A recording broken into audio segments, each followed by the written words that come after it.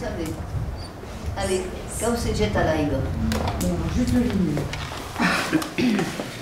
Bonjour à toutes. Alors, j'ai commencé donc en 95 à aller au cours de Pierre Mazaudier. Il a abandonné en 98, donc j'ai eu quelques bribes d'occitan. Et là, je me suis rendu compte que ça me démangeait d'écrire. Et je me suis dit, il faut que j'apprenne vraiment cette langue. Je suis allée à la faculté de Montpellier, passé à l'époque le DUG, puis la licence d'occitan et le master de langue romane. C'est un passé déjà un peu. Avem passé déjà. Fazio une belle thé. Je marchais beaucoup dans les Cévennes pour redécouvrir mon pays. J'écrivais beaucoup de poèmes. Quand je revenais d'un endroit, ça y est, un poème, c'est court un poème. Et ça dit bien ce que l'on a dans le cœur. Donc j'ai écrit beaucoup de livres de poèmes, 3 ou 4. Aqui, a Cofaipun. Et à Coesboum. Et des dins, diso las dos, c'est mais La fève. Alors, en anglais, justement, un conte. J'ai commencé aussi à écrire en même temps des albums pour enfants que j'illustre. Et ça, j'en ai déjà fait une vingtaine. Ça, c'était porteur aussi. Je ne pensais pas que ce soit si porteur. Je le souhaitais, puisque le premier livre, je l'ai fait, il se passait à l'école de Mazac, donc où j'étais une vingtaine, et il s'achète beaucoup par des enfants, par des grands-parents pour leurs petits-enfants, par des jeunes parents qui connaissent la langue, mais qui n'ont plus de support écrit pour leurs enfants. Ils sont tous bilingues aussi. Voilà, alors pour dire les cours, eh bien les cours en général, donc c'est déjà très sympathique. Il y a une amitié qui se crée. On essaie de faire parler les gens qui hésitent toujours parce qu'ils croient toujours qu'ils vont mal la parler, mais enfin, ils arrivent à parler un peu. Et au bout de 2 ou 3 séances, ils lisent assez bien pour lire. Alors, on fait de la lecture surtout, le plus possible des textes d'ici, mais aussi des textes d'ailleurs. Parce que j'étais inscrite au Collège d'Occitanie, il y a des très beaux textes que j'ai découverts, moi, que je ne connaissais pas. En allant à la faculté, j'ai découvert 32 départements d'Occitanie. Donc il y a des auteurs qui ont écrit. Alors j'essaie de faire des fiches avec la conjugaison, de la grammaire, pas trop.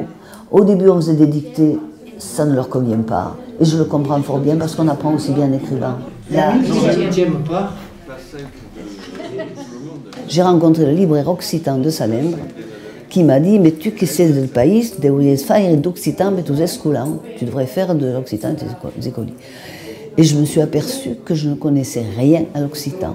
Mis à part que mon père était ardéchois, il parlait certainement ce qu'ils appelaient le patois.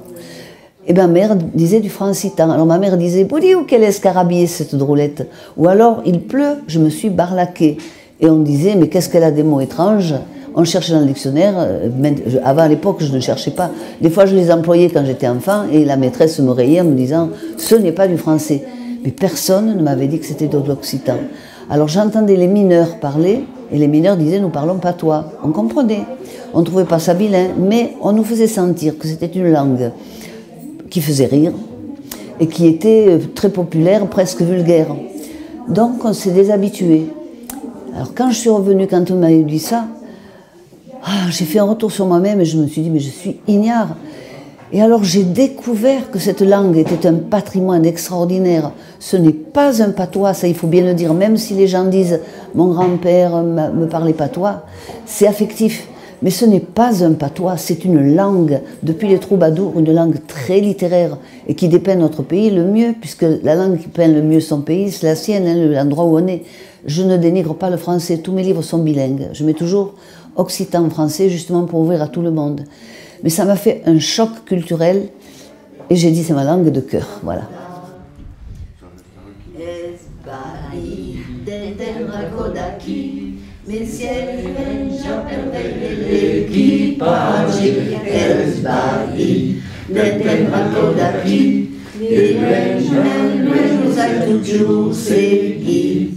Je trouve que c'est grand dommage qu'on ait fait croire aux gens qu'ils parlaient un patois vulgaire, alors qu'ils avaient apporté, ils savent d'ailleurs, ils connaissent cette langue, mais ils n'osaient plus la dire. On leur a coupé la langue dans la bouche. Et donc c'est dommage, voilà, mon but c'est de transmettre. Alors à 84 ans quand même, je continue mon chemin et que ce soit un plaisir. Si cela reste un plaisir, c'est gagné.